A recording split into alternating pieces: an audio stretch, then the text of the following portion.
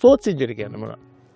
අස්ථි සන්ධි පටක පේශී ආශ්‍රිතව අපි ව්‍යායාම කරනකොට එහෙම නැත්නම් ක්‍රීඩාවක් කරනකොට ඇතිවිය හැකි ආබාධ කුමක්ද?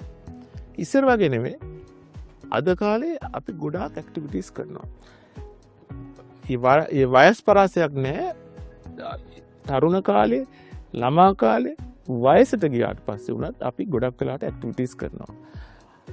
දුවනවා, පනිනවා, ජිම් එකට යනවා, ක්‍රීඩා කරනවා, කඳු නගිනවා, එක්ස්ට්‍රීම් ස්පෝර්ට්ස් කරනවා, ගොඩාක් ඔය වගේ ඇක්ටිවිටීස් කරනවා.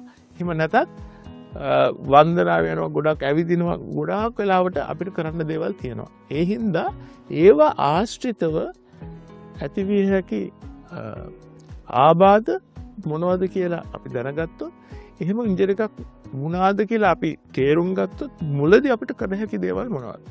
වෛද්‍යවරයෙක් ළඟට යන්න ඉස්සෙල්ලා අපිට ඒකට යම්කිසි ප්‍රතිකාරයක් කළ හැකිද? එහෙම කෙරුවොත් මොන වෙලාවටද වෛද්‍යවරයෙක් ළඟට යා යුත්තේ? මොනවද කළ හැකි ප්‍රතිකාරය යන්න ප්‍රථමයෙන් කියලා සරලව කියන්නයි අද මගේ බලාපොරොත්තු. ආයුබෝවන්. මම වෛද්‍ය හිරාන් අමරසේකර, විකලාංග ශල්‍ය වෛද්‍ය විශේෂඥවරයෙක්. අපි ගත්තොත් අපේ සන්ධි, පටක, අස්ථි, කන්දරා ඒවයින් තමයි අපිට එක තැනක ඉඳලා තව තැනකට යන්න, ස්පෝර්ට්ස් කරන්න, ක්‍රීඩා කරන්න, ව්‍යායාම කරන්න, ඩාන්සින් කරන්න, බැලේ කරන්න, සුම්බ කරන්න ඕන එකට උදව් වෙන්නේ. ඔය ඕනෙම එකක් එක්ක ඇදෙන්න පුළුවන්, අපි උලුක්කුවක් කියලා කියනවා, නැවෙන්න පුළුවන්, තැලෙන්න පුළුවන්, යහ සමහරවිට පුපුරන්න පුළුවන්. ඒ ඕනෙම එකක් වෙන වෙලාවක වෙන වෙලාවට අපි සමහරට තේරෙන්න පුළුවන්.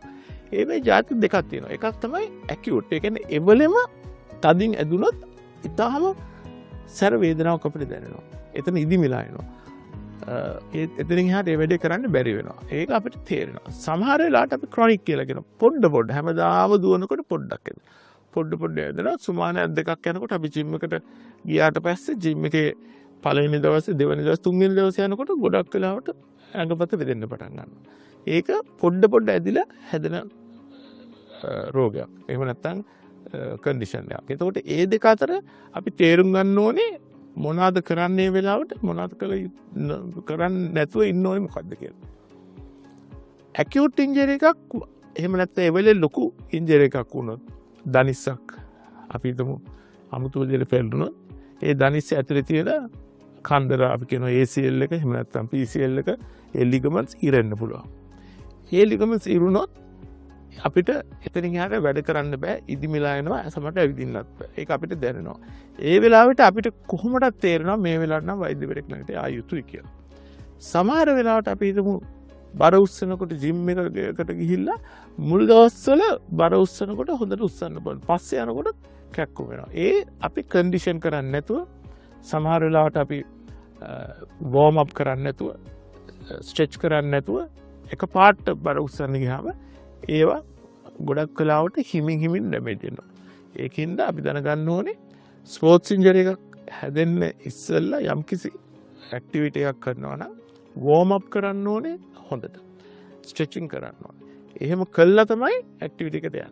අනිත් එක ක්‍රමානුකූලව ජිම් එකකට ගියත්, ක්‍රීඩාවක් කරුවොත් මුල් දවසේ ට්‍රේන් වෙනවා නම් භාගයක් කරනවා, ඊළඟ දවසේ පැයක්, ඊට පස්සේ පැයකමාරක්, ඒ වගේ ග්‍රැජුවලි කරන්න ඕනේ.